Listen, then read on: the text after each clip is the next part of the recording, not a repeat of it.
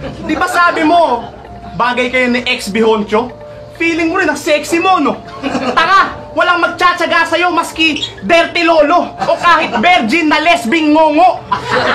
Tangay na kasi mukha kang baby chongo. Kaya mas bagay na rap name mo, Lady Monyo. Panahon ng pandemic ay naglabas si Boss Anigma ng isang malakas na lineup na nakapaloob sa Second Sight 9 at kasama nga rin dito ang first round ng Isabuhay 2020 at 2021.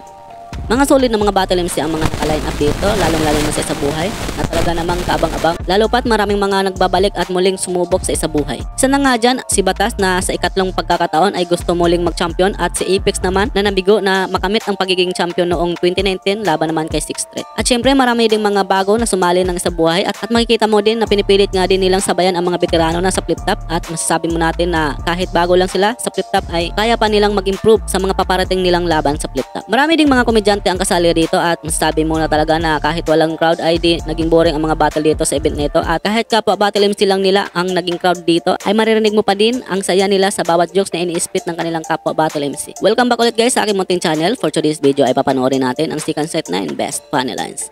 At paalala ko lang muna, ang mga clips na inyong mapapanood sa araw na ito ay ayon lang sa abot ng aking nakayanan at kung meron man akong hindi na isama ay pwede kayong mag-comment sa baba at atin yung pag-usapan sa susunod nating video. So tara na!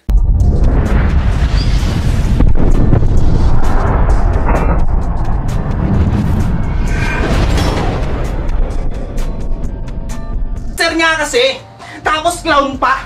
One time sa children's party, inimbita. Pagkatapos yung masayain yung mga bata, tangin ang binugbog niya. Kaya ka lang naman heavyweight sa liga kasi nung tinimbang ka, kasama wheelchair. Kaya ako, kahit mabilad, makinis. Kahit sa arawang gawain.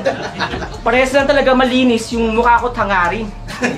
Ako'y kinainggitan sa kugwapuwang na sa akin. Kaya mukha mo ang sarap basagin. Pero hindi ka glass skin. Gwapo bars, bitch, sino kaya? Wala ka ng mukha ko. Yung pagkamacho, medyo fishy. Yung amoy, malansa. Kaya abi ka boy next door, spice girl ka. Eh kasi nga paminta!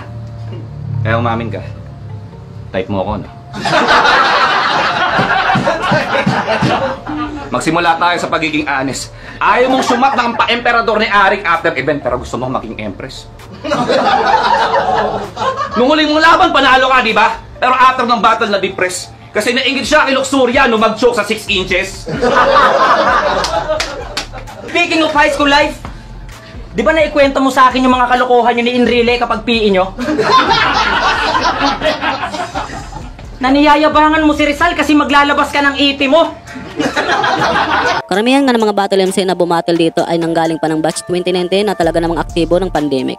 At gumawa na rin sila ng kanilang pangalan sa flip top. At kahit iba't ibang estilo sa battle ang kanilang dala ay makikita mo talaga ang pagiging agresibo nila sa mga battle nila. Halos mga nagpapatawa nga ang naging estilo ng karamihan ng mga bagong pasok sa flip top. Isa na nga dyan sina Tayram, Mastafit, C9 at Slack 1. Pero kahit komedyante ay kaya pa rin nilang bumitaw ng mga seryosong linya na makikita rin naman natin mapahanggang sa ngayon. At dahil marami nga din sa mga baguhan ang sumali ng Isabuhay ay kanya-kanya din silang nagpapamalas ng kanilang husay sa pagsusulat. Although yung iba ay minsan ay nagchuchok sa mga battle nila ay masabi pa rin natin na di ito hadlang para di nila mas lalong galingan. Kung babalat ka susunod, yung pamatay naman. Kung ikaw magiging tuta, di kita paparapol. Pamigay na lang. Tsaka, tukin ng inan to. Al Pacino daw. Tangina, nice. Gago, hindi ka mukhang Al Pacino. Mukha kang Kimbo Slice. Yo! Kaya di mga buo ng anak. Kasi yung sperm cell mo natutunaw sa laway mo. Hindi ka baog, bro. Nauna pa kasing tumulo yung laway mo kaysa sa tabod mo. Alam mo, nagawin mo para hindi ka iwanan pag nagka-girlfriend ka ulit. Bumili ka ng dildo na strap-on, pasuot mo sa girlfriend mo, tapos ka magpatira sa puwet.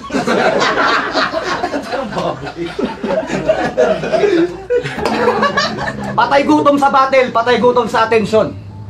Ngayong nakuha mo na ang aking atensyon, pues mamamatay ka na naman ngayon. Ha? Salamat Sir Arik, yung mga nakakalabang ko, palakas ng paungas. Kaya kayo iiwan ng girlfriend mo. Hindi mo na nga kayang kumantot. Ito pa marunong kumain ng pepe. Di ka marunong sumuso ng boobs, bro. Panay lang daw ang laway mo sa dede. Linibo ka na yung girlfriend mo. Tapos pag niyayaya ka, puta parang naging napipilitan ka pa. Bakal na nga yung paa mo, tapos pinipinggan mo na nga lang yung shota mo. Puta, pinupulikat ka pa. Ang haba ng uso mo, mukha kang kuhol. Ay hindi, parang gilong ng ilipanting putol. Pwede ring pamputol ng tubol. Ikaw yata yung tinutukoy ni Damsa na asohol. May mga nagbabalik flip-top din tulad ni Righteous One na matatandaan ay nagpahinga muna ito sa pagrarap dahil na tinapos nito ang kanyang pag-aaral at ang hulingan nitong battle sa flip-top ay noong laban niya kay Delos sa Second Sight 5. At para naman kay Apex ay isang bonus round ang kanyang laban sa unang round pa lang ng isa buhay dahil na rin sa si Bagsik ang kanyang naging katapat dito. Although masabi natin na mayroong himala at baka bumaliktad pa yung laban ay masabi pa rin natin na hindi yan mangyayari kay Apex dahil sa lakas nito kapag bumabattle siya lalo pat isa buhay itong sinasalihan niya ay malamang gigil itong makabawi. Yung mukha mo, parang kinami-hami wave ng malapitan ni San Gohan. Ikaw yung tipong aayawan ni Saito sa kantutan. At huwag ka magtapang porket may daddy ka na bouncer. Kasi kung di mo pa alam, dati akong bouncer.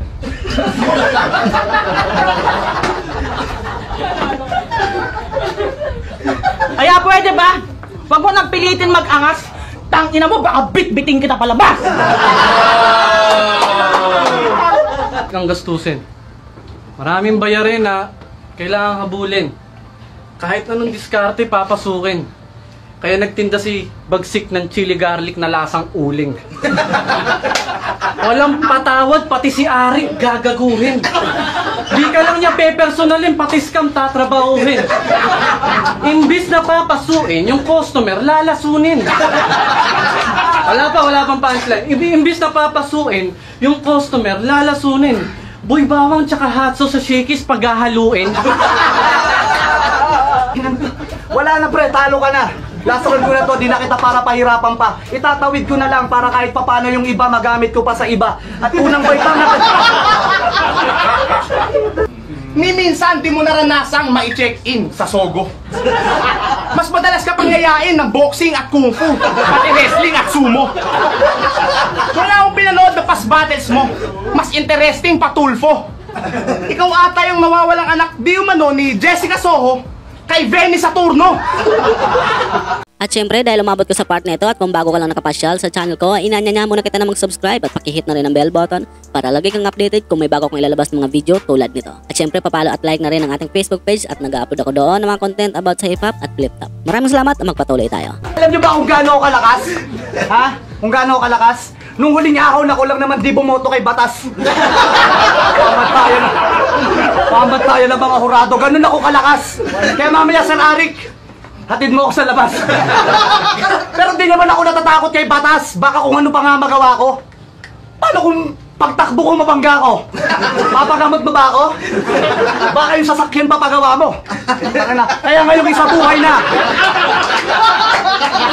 Kung mag-rap yung bibig parang may dildo. Para kang bulok na karaoke, ang pangit ng pacing mo. Tingnan nyo, di nag-react tong lokong to. Karaoke? Pacing? Tangina mo, bobo mo! Isa pa nga sa bumuhay sa event nito ay ang laban ni na Righteous One at Harlem na talaga namang lap trip.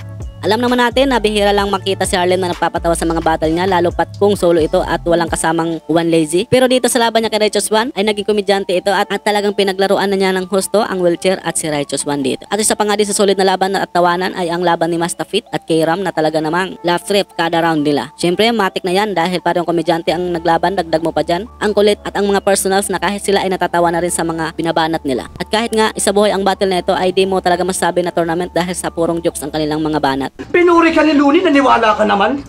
Alam nga naibas ka niya sa channel niya, di ba? Ang bobo mo naman. Na-pictured ka lang sa break it down, tuwag-tuwa ka na noon. Pag ako naulo, nire-review ko mga review noon. Litatong si Bagsik, akala mo astig. Ganyan yung boses ng mga COVID patient bago ma-admit. Pag sinabi mong Bagsik, parang galing sa Marawi. Tapos maririnig mo yung boses, puta, bayani ag bayani.